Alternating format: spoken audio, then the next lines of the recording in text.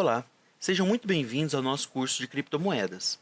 O meu objetivo aqui é compartilhar um pouco do que eu estou estudando com vocês, de forma gratuita e com o máximo de qualidade possível.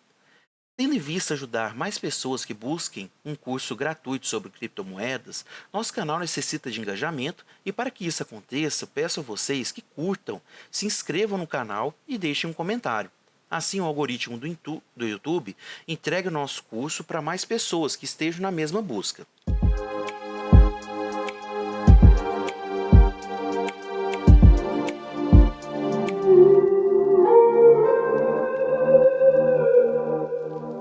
De início, para saber as possibilidades de existência de uma criptomoeda, temos que entender melhor o que é o dinheiro. E nesse sentido, para entendermos o que é o dinheiro, vamos buscar os diferentes artefatos utilizados em seu lugar. Se realmente em uma sociedade existe a necessidade do dinheiro, o que fez muito desses artefatos que eram utilizados como dinheiro sumirem ou serem substituídos por outros? E por último, quais as características necessárias para algo se tornar dinheiro dentro de uma sociedade? Para compreendermos a relação do dinheiro com as criptomoedas, poderíamos pensar nas origens do dinheiro. Porém, um dos poucos consensos que existe estão relacionados à sua utilidade. Sobre a origem do dinheiro, temos que os pesquisadores se dividem em dois grupos: os que afirmam que a moeda surgiu como uma evolução do meio de troca e os que afirmam que os primeiros estados inventaram a moeda para facilitar o pagamento das dívidas. Ambas as teorias apresentam comprovações históricas.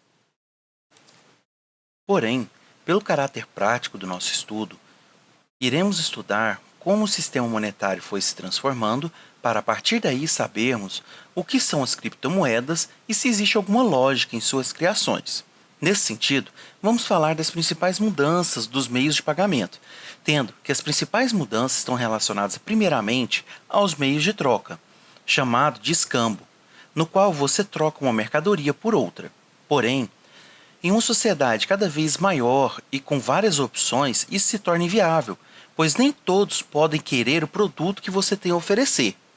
Para suprir esse problema, temos que alguns produtos com características favoráveis foram tomando a preferência e se tornando o dinheiro, surgindo assim a moeda mercadoria. Em seguida, temos o uso dos metais, que eram mais difíceis de serem obtidos. Apresentavam uma maior duração e uma maior facilidade de transporte. Porém, a forma de dinheiro que ficou mais popular com o aumento da tecnologia foi o papel moeda, que já era utilizado em diversas sociedades, como a China, na dinastia Tang, e na Suécia, no século XVII. E por último, tivemos a criação da moeda digital, que seria a virtualização desse dinheiro, o que posteriormente daria origem às criptomoedas.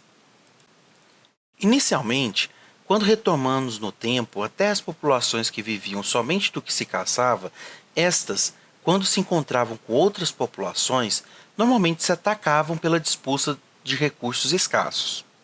Já outras sociedades, como as incas, viviam a partir dos meios de trocas de bens e serviços, sendo utilizado como base a ideia de reciprocidade.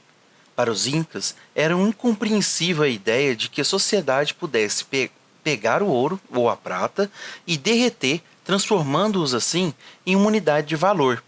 Porém, nessa sociedade havia uma característica cultural muito distinta da que nós vivemos hoje, sendo que as sociedades antigas mais semelhantes à nossa, em sua maioria, possuem algo que represente o dinheiro, seja as fichas de argilas utilizadas na Mesopotâmia para registrar as transações de produtos agrícolas até a prata utilizada na Idade Média. Pensando que ainda não existe uma moeda fiat, a moeda utilizada hoje em dia, para você comprar os produtos e que você só pode fazer trocas indiretas, você só iria executar uma troca quando lucrasse com ela. Portanto, você faria uma troca somente por um bem que seria mais comercializável que o seu. Por isso, alguns produtos começaram a se tornar a moeda mercadoria. O que convencionaria qualquer um desses produtos poder se tornar um dinheiro utilizado na sociedade e o que poderia acontecer para tirar essas características desses produtos? Essas mudanças estavam associadas a vários fatores. Um deles é devido à evolução e facilidade dos processos de produção e mineração de novas peças. Essas perdiam seu valor, o que geraria uma perda do poder de compra, conhecido também como inflação. Um exemplo relacionado a essa perda do valor do objeto utilizado como dinheiro é o da Espanha do século XVI, na qual cunhavam moedas de prata. Nessa época, a Espanha extraía toneladas e toneladas de pratas da América para financiar as guerras de conquista do século XVI.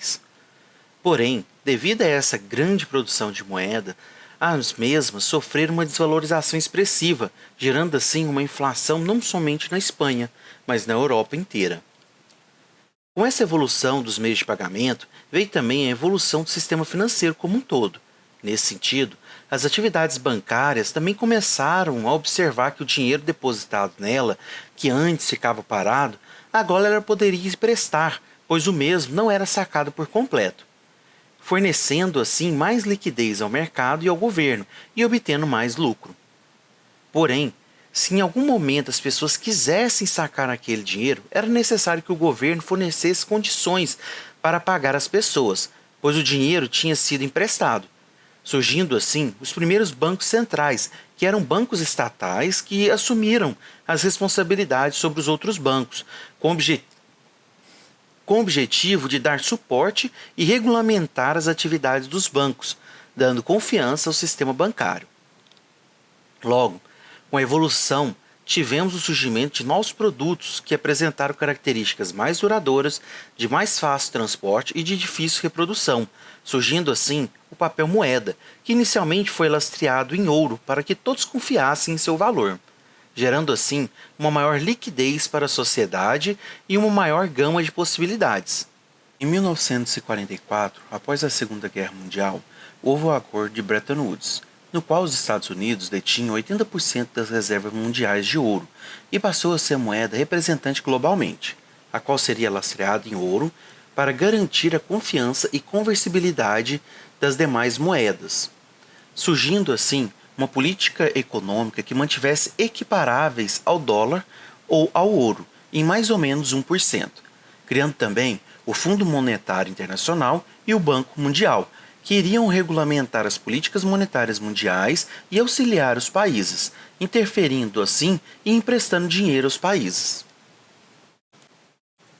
Portanto, em certa parte, quem manda no dinheiro do mundo é o FMI, junto com os bancos centrais de cada país, pois, a partir desses, se controla a taxa de juros, taxa de câmbio e a criação de mais dinheiro ou menos dinheiro, como fez o imperador da Espanha no século XVI.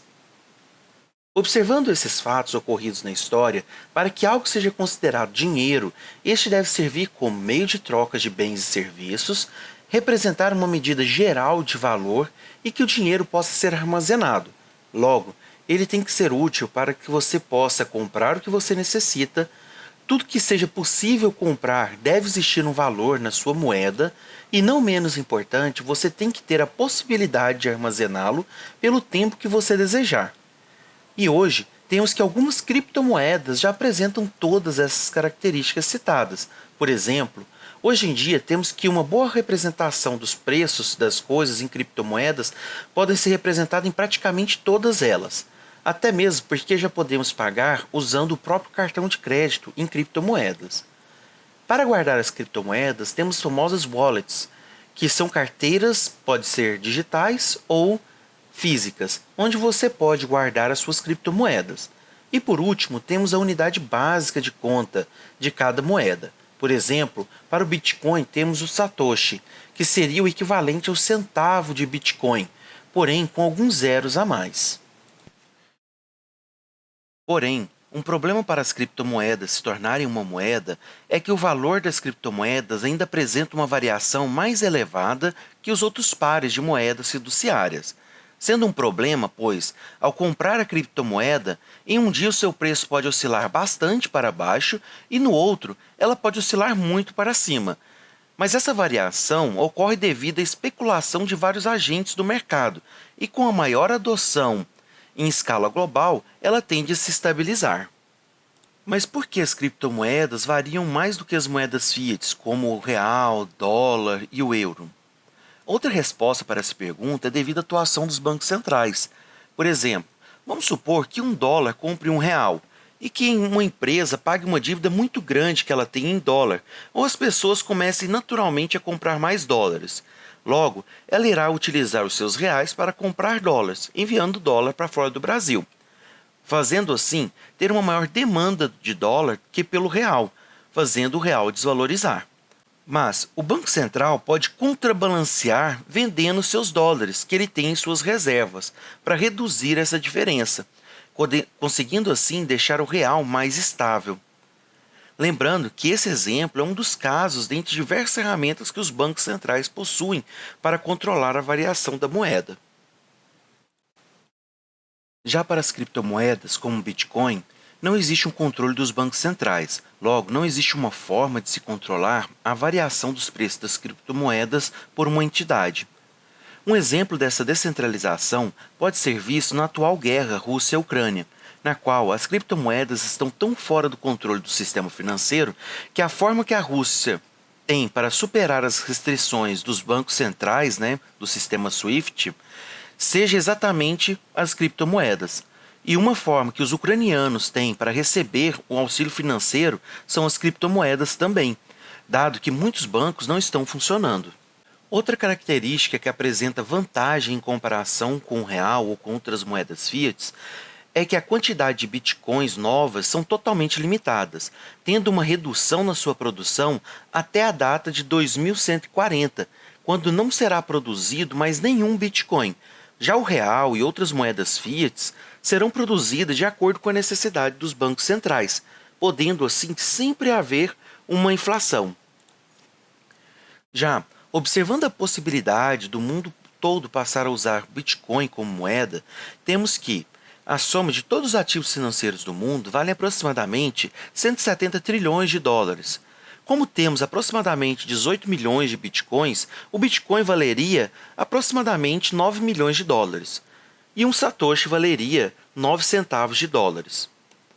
O que ainda apresentaria uma cifra razoável para utilizar o Bitcoin como moeda. Isso representaria uma valorização de mais de 200 vezes do valor de hoje. Porém, não estamos falando que ele vai chegar a esses valores, até mesmo porque essa conta é só para termos uma noção do que pode ser representado em Bitcoin, devido à força econômica vigente. Temos que para o Bitcoin se tornar a moeda mundial, teria que desbancar o dólar, o que dificilmente seria aceito pelo Sistema Financeiro Internacional, FMI e o Banco Mundial. Agora, se todos os recursos do mundo fossem passados para Bitcoin, temos que, como a soma de todos os ativos físicos e financeiros do mundo hoje vale aproximadamente 1,5 quatrilhões de dólares, e como temos aproximadamente 18 milhões de bitcoins, o Bitcoin valeria 83 milhões aproximadamente, e um Satoshi valeria 83 centavos de dólar. O que ainda apresentaria uma cifra razoável para se utilizar o Bitcoin como moeda. Isso representaria uma valorização de mais de 1000 vezes o valor de hoje. Lembrando novamente que não estamos falando que ele vai chegar a esses valores, até mesmo porque essa conta é só para termos uma noção do que o Bitcoin pode representar no mundo. E por último, quais as vantagens e desvantagens de se ter uma moeda descentralizada ou uma criptomoeda? Primeiro, as vantagens. Temos a descentralização do poder. Temos a quantidade limitada ou programada de novas emissões, ou seja, você sabe aí a inflação que você vai ter no longo prazo sobre essa moeda, coisa que você não sabe das moedas governamentais. A inflação controlada ou até mesmo ser deflacionada. Outro fato é que não é possível reduzir o valor da moeda artificialmente, emitindo novas moedas, O governo não tem como confiscar essas moedas, porque elas ficam dentro de uma blockchain, Então tem uma dificuldade aí muito grande de confiscar essas moedas. E o mundo não fica exposto à política monetária dos Estados Unidos, do imperialismo. Daí é uma observação também que eles utilizam para justificar. As desvantagens, As criptomoedas, apesar de elas não poderem ser confiscadas, elas podem sofrer regulamentações e restrições jurídicas. E isso daí pode fazer o preço delas despencar, né? Igual agora está sendo proposto no Congresso dos Estados Unidos, novas regulamentações para ela. Isso daí pode aumentar a volatilidade dela.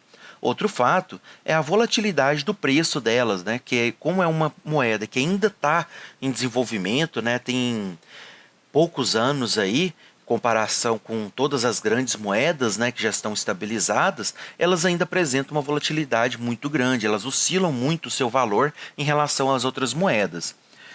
Você também tem a dificuldade no combate à lavagem de dinheiro e à corrupção.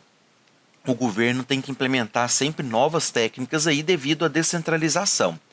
Você também tem a facilidade de perder os seus ativos devido a esse desconhecimento, né, de como que funciona os sistemas, de a tecnologia por trás dela, problemas de hacker, de vírus que rouba a sua senha. Isso daí tudo leva a uma perda muito mais fácil das criptomoedas, né? As moedas que ficam no banco acaba que tem uma gestão ali e mesmo assim ainda conseguem ser roubadas através de golpes. Outro fato é que ainda está no processo, né, de se tornar uma moeda. E isso daí traz todos os riscos anteriores. E por último, né, nós temos o custo de se tornar relativamente caro a transação dentre essas moedas. Quando você trata aí, por exemplo, do Ethereum, você tem que ir dentro da plataforma Ethereum para você trazer transações. Em alguns momentos, a taxa, né, conhecida como gás, ela se tornou muito cara. Então, para você transferir uma quantia pequena de dinheiro dentro da blockchain, você tem umas certas dificuldades ali, porque se torna mais caro você transferir do que o dinheiro que você vai transferir em si. Para isso, tem as soluções de segunda camada, que nós vamos estar vendo aí mais à frente no nosso curso. Então é isso, pessoal. Espero que vocês tenham gostado dessa nossa primeira videoaula aí, que eu tentei trazer vários pontos prós e contras, como que são as relações das moedas, o crescimento das moedas, o surgimento dela, como que elas foram trocadas, até chegar nessas criptomoedas, né? Então dá para ver que tem uma lógica aí das criptomoedas, elas surgirem, elas tiram um certo poder do Estado e essa retirada de poder, ela tem características boas e também características ruins. Então é um processo aí que ainda é muito novo dentro de toda a história da humanidade, apesar de hoje em dia, né, todas as transformações serem muito mais rápidas. Então é isso, até a próxima aula.